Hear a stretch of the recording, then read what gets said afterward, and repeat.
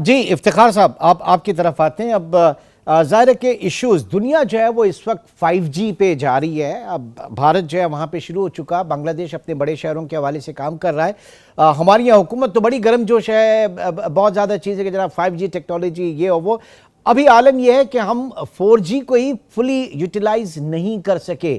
تو کیا ہماری کمپنیاں اس وقت تیار ہیں کہ ہم 5G 5th جنریشن کے اندر جائیں؟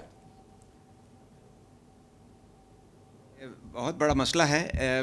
ہم 5G پہ جانا چاہتے ہیں اور جانا چاہیے بھی الٹیمیٹلی, لیکن کمپنیاں تیار نہیں ہیں, اور اس کی بڑی لاجیکل اور بڑی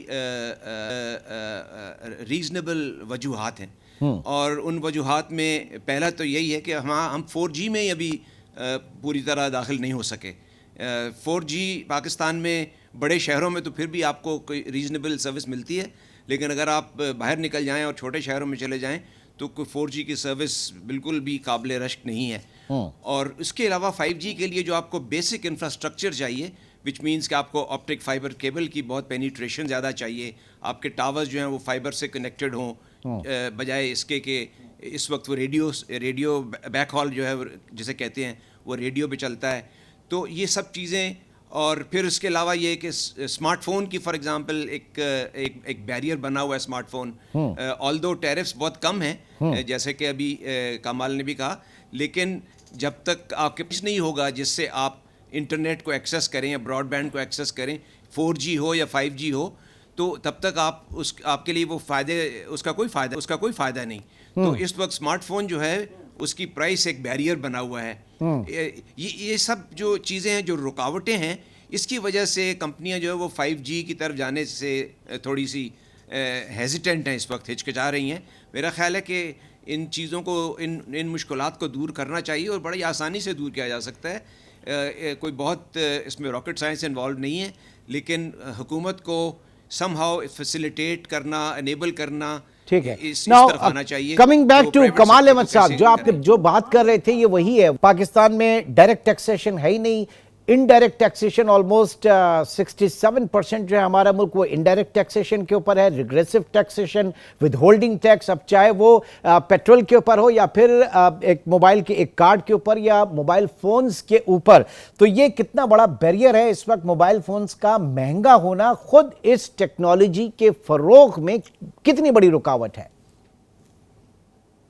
بہت بڑی رکاوٹ ہے, اور اس کی سب سے بڑی جو کہتے ہیں نا, numbers always speak the truth. اس وقت پاکستان میں 5G ریڈی ہینڈ سیٹ جو ہیں وہ تقریباً 1% ہیں, صرف 1%. اچھا, میجورٹی جی ہمارے ابھی بھی جو صارفین ہیں ان کی اکثریت جو ہے وہ 2G فونز وغیرہ استعمال کر رہے ہیں. دوسری جو میں ایک لمحے کے لیے آپ کی اجازت سے بات کرنا چاہوں گا 5G کے بارے میں. آپ کو سن کے خوشی ہوگی کہ پاکستان میں 2020 کے عشرے میں موبائل کمپنیز نے 5G کے ٹرائلز کر لیے تھے پاکستان میں, کامیاب ٹرائلز, آج سے 4 سال پہلے. 2022 میں ایک انوویشن لیب بھی PTCL نے اور یوفون نے بنائی تھی 5G کے حوالے سے. سو ٹیکنالوجیکل ہچ نہیں ہے, مگر ایک لمحے کے لیے ہم ذرا پیچھے ہٹ کے دیکھتے ہیں کہ دنیا میں کیا ہو رہا ہے. دنیا میں سب سے زیادہ جو 5G کے اوپر کام ہوا ہے وہ ساؤتھ کوریا میں ہوا ہے. They were the first ones to launch 5G, اور اس پہ انیشیٹو لیا. تقریباً $20 ارب ابھی تک وہ لگا چکے ہیں, اور اس کے بعد انہوں نے اس کو تھوڑا سلو ڈاؤن کر لیا ہے.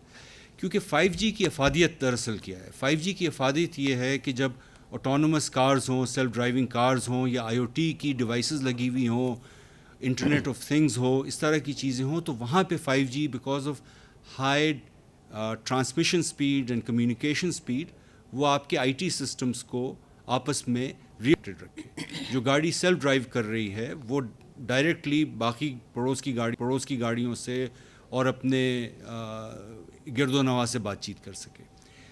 ابھی تک کہ آپ کو سن کے حیرت ہوگی کہ ابھی گلوبلی کوئی commercially viable use case 5G کا نہیں آیا ہے.